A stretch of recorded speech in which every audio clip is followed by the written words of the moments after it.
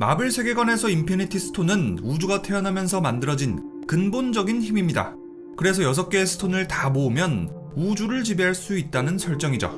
우리가 살아가고 있는 실제 우주에서도 비슷한 개념이 있습니다. 바로 우주의 4가지 힘, 중력, 전자기력, 강력, 그리고 양력이죠. 자, 그렇다면 인간이 4가지 힘을 모두 이해하고 그 힘을 완전히 100% 다 사용할 수 있다면 마블 영화처럼 온 우주를 지배할 수 있을까? 어쩌면 그럴 수도 있습니다. 하지만 우리 인간은 아직 이 4가지 힘에 대해서 모르는 게 훨씬 많습니다. 우주를 지배하는 4가지 힘은 우주에서 일어나는 모든 현상을 설명하는 데 중요한 역할을 합니다. 우주에 존재하는 모든 물질들은 4가지 힘에 따라 서로 영향을 주고받으면서 움직이죠. 그 힘은 현재 값으로 정밀하게 조율되어 있고 별과 행성, 은하, 생명체까지 우주 자체가 지금처럼 존재할 수 있도록 만들어줍니다. 만약에 4가지 힘의 크기가 아주 미세하게라도 달랐다면 지금의 우주는 전혀 다른 모습이었거나 아예 존재하지 않았을 가능성도 있습니다. 자, 그럼 지금부터 우주의 4가지 힘에 대해서 팀 콜슨 작가의 도서 존재의 역사를 통해서 자세히 알아봅시다. 뉴턴이 발견한 중력의 힘은 우리에게 꽤나 익숙한 힘입니다. 사과가 땅으로 떨어지는 것도, 우리가 걷고 서는 것도, 물이 위에서 아래로 흐르는 것도 모두 지구가 만드는 중력의 힘 덕분입니다. 지구가 태양을 중심으로 돌고 태양이 우리 은하 중심을 공전하는 건 역시 중력의 힘 덕분입니다. 뉴턴은 이 힘을 질량을 가진 모든 물체가 서로 끌어당기는 힘으로 설명했고, 아인슈타인은 시공간의 휘어짐으로 중력을 설명했습니다. 자, 어쨌든 중력은 우리 일상하고 꽤나 가까운 힘이라서 많이 익숙하기도 하지만 또 한편으로는 가장 이해하기 어려운 힘이기도 해요. 먼저 중력은 우주를 구성하는 4가지 힘, 중력, 전자기력, 강력, 양력 중에 가장 압도적으로 약한 힘입니다. 강력의 힘을 일로 두고 서로를 비교해본다면 중력은 겨우 이 정도 힘밖에 되지 않죠. 자, 하나 예를 들어 볼까요? 자석 하나로 바닥에 떨어진 또 다른 자석을 들어 올려 봅시다. 이토록 작은 자석 하나가 거대한 지구가 만드는 중력의 힘을 이겨내고 아주 손쉽게 다른 자석을 끌어올리는 모습입니다. 이것은 자석 사이에 작용하는 전자기력이 중력의 힘을 압도적으로 능가하기 때문입니다. 자, 이렇게 중력의 힘은 아주 약합니다. 그 대신 중력의 힘은 거의 무한하게 멀리 작용하죠. 뉴턴의 중력 법칙에 따르면 중력은 거리의 제곱에 반비례해서 약해지지만 거리가 아무리 멀어도 완전히 0이 되진 않습니다. 두 물체 사이의 거리가 아무리 멀더라도 중력은 결코 완전히 사라지지 않는다는 얘기죠. 그래서 중력은 우주적인 규모에서는 가장 강력한 힘으로 작용하고 별과 은하, 은하단, 그리고 우주 거대 구조를 형성하는데 핵심적인 역할을 합니다. 우주의 4가지 힘 중 2번째는 바로 전자기력입니다. 전자기력은 우리 일상과 가장 가까운 힘인 만큼 제일 익숙한 힘이죠. 인간은 전자기력을 이해한 덕분에 냉장고에 자석을 붙이고 전등을 켜고 스마트폰과 전기차를 충전하는 등등 많은 것을 해낼 수 있었습니다. 만약에 인간이 전자기력을 이해하지 못했다면 현대 문명은 약 300년 전으로 돌아가게 될 겁니다. 우주의 4가지 힘 중 3번째는 바로 강력입니다.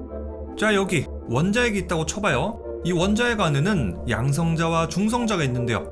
양성자는 양전하를 띠고 있어서 서로 밀어내려는 전자기력이 작용하고, 중성자는 전하가 없기 때문에 전자기적인 반발은 없지만 양성자와 중성자 사이에 별다른 끌어당기는 힘도 없습니다.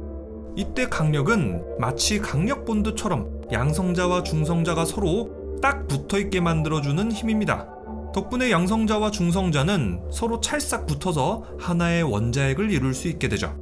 이 강력이라는 힘은 우리 우주를 지탱하는 가장 중요한 힘 중 하나입니다.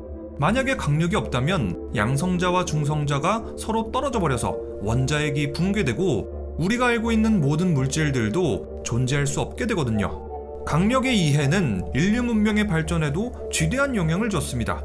인류가 강력을 이해한 덕분에 핵융합, 핵분열을 이해할 수 있었고, 이것을 이용해서 인류는 원자력 발전소를 지어서 어마어마한 양의 전기를 생산하고 있죠.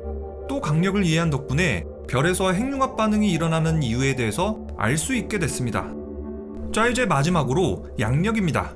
양력은 입자가 서로 다른 종류의 입자로 변할 때 작용하는 힘입니다. 중성자가 양성자로 변하거나 양성자가 중성자로 변할 때 이 양력이 작용하죠. 양력은 아주 짧은 거리에서만 작용합니다. 강력이나 전자기력보다 훨씬 짧은 거리죠. 그만큼 양력은 우리가 일상에서 직접 느낄 수 없는 힘이지만 양력은 우주를 구성하는 아주 중요한 역할을 합니다. 먼저 양력 덕분에 초기 우주에서 수소나 헬륨 같은 다양한 원소가 만들어질 수 있었습니다. 만약에 양력이 없었다면 우주에 존재하는 다양한 원소들은 존재하지 못했을 겁니다. 또 양력은 태양의 핵융합 반응에도 필수적입니다. 그래서 만약에 양력이 없었다면 태양 에너지도 없었고, 그렇게 태양 에너지가 없었다면 지구상의 생명체도 존재할 수 없었겠죠. 또 양력은 방사성 물질의 붕괴를 일으키고, 인류는 이 힘을 이용해서 X선, 암치료 같은 의료기술이나 탄소 연대 측정 같은 고고하게도 활용합니다. 과학자들은 중력, 전자기력, 강력과 양력, 이렇게 우주의 4가지 힘을 이해했습니다. 물론 우리가 이렇게 4가지를 다 알았다고 해서 무슨 인피니티 스톤을 다 모은 것 마냥 무한한 힘을 갖게 되는 건 아니에요. 그저 우리는 우주의 진리에 한 발자국 더 다가간 것 뿐이죠. 한편 과학자들은 호기심이 생겼습니다. 만약에 지금의 우주에서 관측되는 우주의 4가지 힘이 지금하고 조금이라도 달라졌다면 우리 우주의 모습은 지금하고 같을까? 아니면 달라진 모습일까? 과학자들은 이 4가지 힘을 기반으로 여러가지 시뮬레이션을 돌려봤는데요. 각각의 힘이 조금이라도 달라지고 또 힘의 균형이 조금이라도 무너진다면 원자와 별, 행성 같은 우주의 구조는 물론이고 생명조차도 존재할 수 없다는 걸 발견했습니다. 자, 지금부터는 각각의 힘이 조금씩 달라졌을 경우에 우주에 어떤 영향을 미치게 되는지 살펴봅시다. 자, 먼저 중력입니다. 만약에 중력이 지금보다 약했다면 우주에서는 물질이 뭉치지 못해서 별과 행성이 만들어지지 못했을 겁니다. 또 우주 팽창을 억제하는 힘이 약해져서 우주는 너무 빨리 팽창하고 물질이 서로 만나지 못했을 가능성이 있습니다. 반대로 만약에 중력이 지금보다 강했다면 어떨까요? 중력이 너무 강하면 물질이 너무 빠르게 뭉쳐서 별과 행성들은 중력 때문에 붕괴하고 말 겁니다.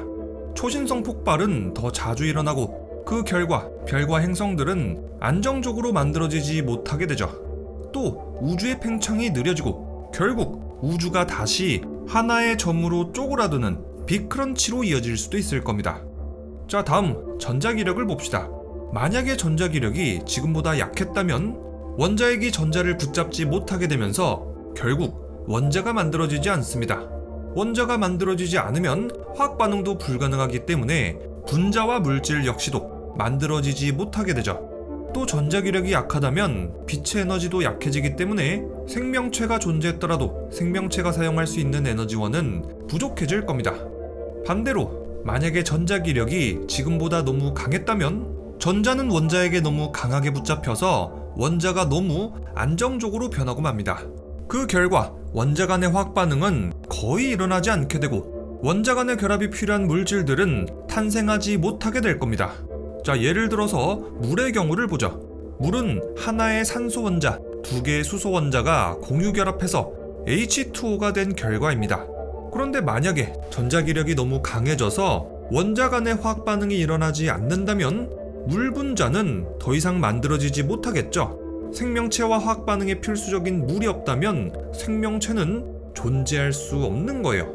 물뿐만이 아닙니다. 산소와 이산화탄소도 존재할 수 없고 메테인, 에탄, 포도당 같은 유기물도 존재할 수 없고 철, 구리, 알루미늄 같은 금속은 자유전자가 사라져서 더 이상 우리가 아는 물리적 특성을 가지지 못할 겁니다. 태양과 같은 별에도 문제가 생깁니다. 별은 내부에서 핵융합 반응을 일으켜서 빛과 열을 발생시킵니다.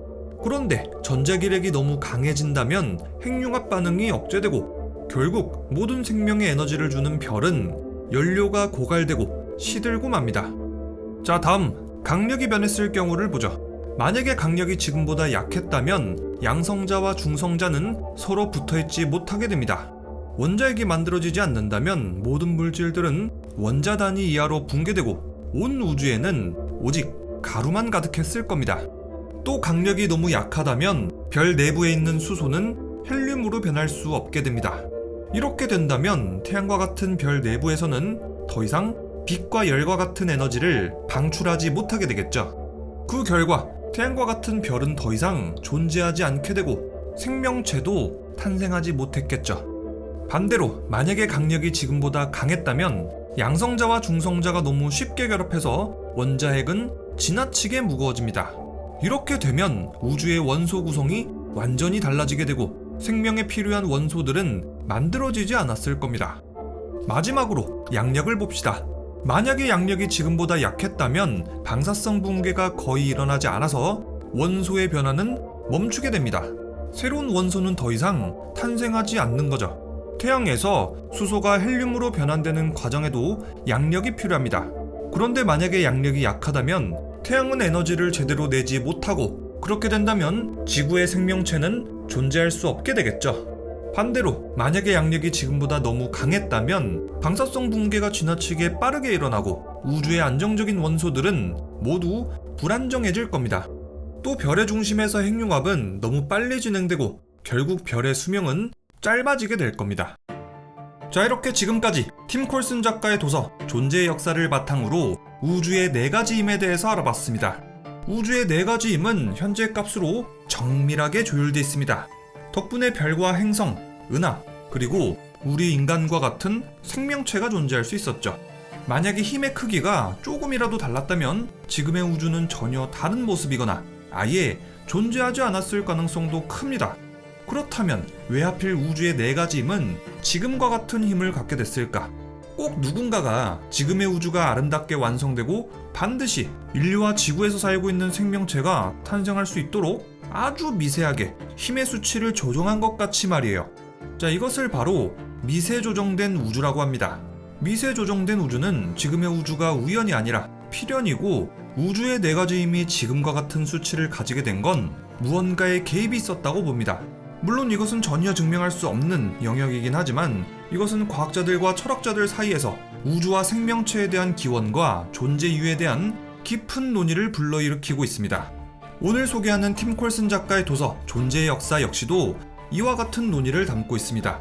책의 저자는 빅뱅부터 시작해서 우주의 팽창, 입자와 물질의 탄생, 항성과 행성, 생명체의 출현, 그리고 인류의 진화까지 과학의 여러 관점을 통해서 답을 찾아갑니다. 우리가 있는 이 현실이 미리 계획된 일인가? 아니면 가능성이 거의 없는 일들이 일어난 기적과 같은 결과인가? 또 이 책은 빅뱅으로 시작된 거대한 우주의 탄생, 인류의 등장과 진화, 그리고 문명의 발전까지 138억 년 동안 이어져온 우주와 생명의 역사를 들려줍니다. 우리는 어디에서 왔고 지금 어디에 있는가? 우리는 어떤 과정을 통해서 지금의 모습이 되었는가? 존재에 대한 근본적인 지식을 탐구하고 싶다면 도서 존재의 역사 고정 댓글 통해서 링크를 남겨둘 테니까요. 꼭 한번 읽어보시길 추천드립니다. 그럼 지금까지 리뷰형이었습니다.